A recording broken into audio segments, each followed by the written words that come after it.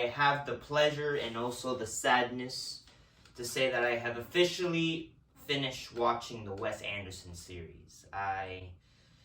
It was an experience that I'm glad I got to seeing this filmmaker's originality and just seeing all his films for the first time ever. I'm just very happy and very privileged to get to see all these movies. It was an experience that I'm very much happy I got to experience, and it saddens me that I'm done. I finished all the Wes Anderson movies. The only one that I'm missing, I guess, is the one that's coming out, Asteroid City. But that I when I get the chance, I'll see it. But yeah, it saddens me. So last night did me a double feature, and the first film that I saw is the film Isle of Dogs. Isle of Dogs is an animation comedy adventure, and it's set in Japan. And of course, it's about these dogs that live in this pretty much dumpster fire, and a Japanese little boy goes to try to find his dog. And the film's runtime is 101 minutes. It's in color, and it's PG-13.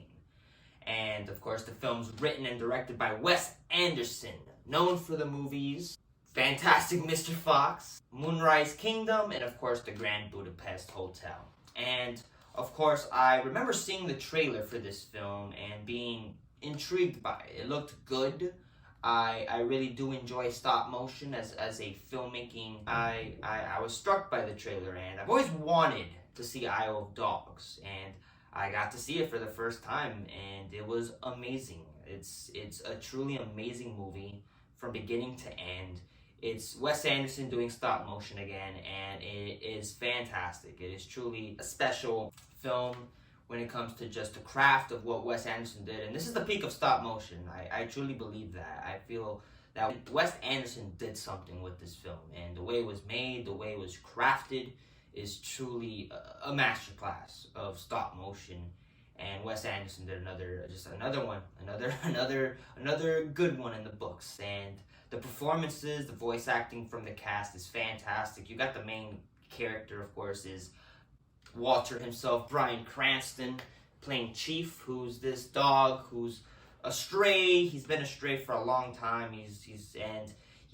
A young Japanese boy crash lands who's Japanese, doesn't speak English, and language barriers and all. He at first didn't want to help him because he's like, oh, why would I don't do masters. I don't do that. And he helps him. He helps him get to his lost dog. Bryan Cranston's an amazing actor. He's one of the best actors working today. Breaking Bad's one of my favorite shows of all time, so hearing Walter's voice is always a pleasure. And yeah, Bryan Cranston's great in the movie. He's an interesting character where you understand where he's comes from, and you get to see the journey of him trying to loosen him up a little bit from being this guy who's been through a lot of fights, who's just a dirty dog, and from him to be a good dog, and it's great. I like Bryan Cranston.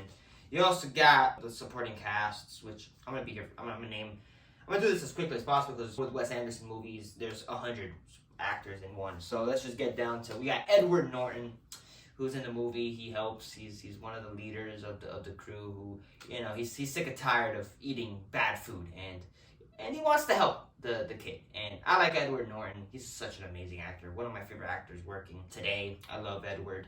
And yeah, he's great in the movie. You got Jeff Goldblum, which his role is very simple. He tells rumors. He gets a rumor and he tells rumors, and he tells people what's the rumor. Hey, did you hear the rumor? Hey, did you hear the rumor? Yeah, I like Jeff Goldblum. Jeff Goldblum is great. I love him. You also got Bill Murray as Boss, which is cool, seeing Bill Murray in a movie. Yeah, he's great. He's great as usual in a Wes Anderson film.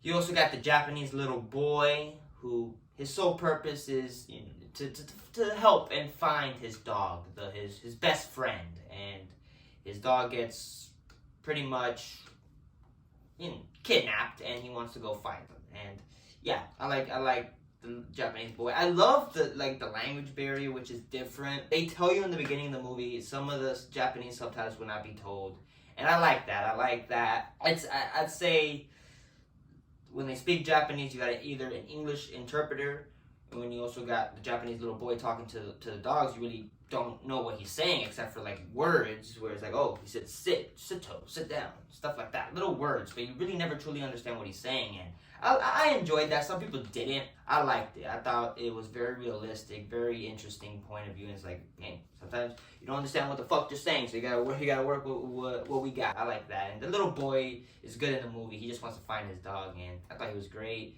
You also got Scarlett Johansson as the show dog, pretty much, who she's trained to do a lot of things, and she pretty much convinces Cranston to go try to help the little boy. And yeah, I like Scarlett Johansson for what she does in the movie. She's great. She has funny moments in the movie, which is I don't want to get to like talk about comedic moments because I like to save that for the actual viewing. But yeah, Scarlett Johansson's good in the movie. This movie's great. How many other performances? So many actors that can. You also Liev Schreiber plays the dog that gets kidnapped, and yeah, I like Liev Schreiber. He's a great actor. He's great in what's that show that he's in? Ray Donovan. Yeah, he's great in that fucking show. And you also got some supporting. You got Harvey Keitel's in the movie. He plays the cannibal dog. It's funny. Yeah, performances are great. Direction by Wes Anderson, though, is truly its peak. The animation style, the stop motion, and just the craft, and just the hard work that this team put out is truly inspiring, in my opinion. It's fantastic. This and Fantastic Mr. Fox are some of the best stop motion movies. It's amazing, these two films. And the writing is really good. The story's straight to the point, nothing crazy. Trying to find his dog, straight to the point, and it's great. And the chemistry between the cast is really good. Everybody works together, specifically the dogs and them working together as a crew. I really enjoy that. The animation is truly fantastic. This is such a good-looking movie. I mean, Wes Anderson, the way things look in his movies, you can tell it's a Wes Anderson movie truly by its look of the film. And I liked it. I thought the film looks beautiful. The music is great, specifically the opening and ending closing music. That drumming thing is great. I love the old school Japanese thing. And I just love Japanese films. So just you get me into an animation Japanese type of film, I'm already hooked in pretty much because I love Japanese films. I love films set in Japan. I love films that are Japanese. And I love it. And this film is pretty much a Japanese film. I enjoy the fuck out of this film. I love Dogs.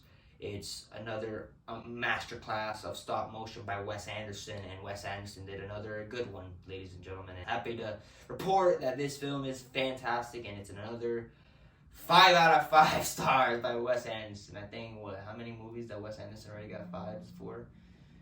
I gave 5 for Rushmore. I gave 5 for Royal Tenenbaums. I gave 5 for Fantastic Mr. Fox. And it's not like I'm giving 5 for the fuck out of it. I'm just saying all these movies are amazing. These movies are amazing, and I have nothing bad to say about either of these films.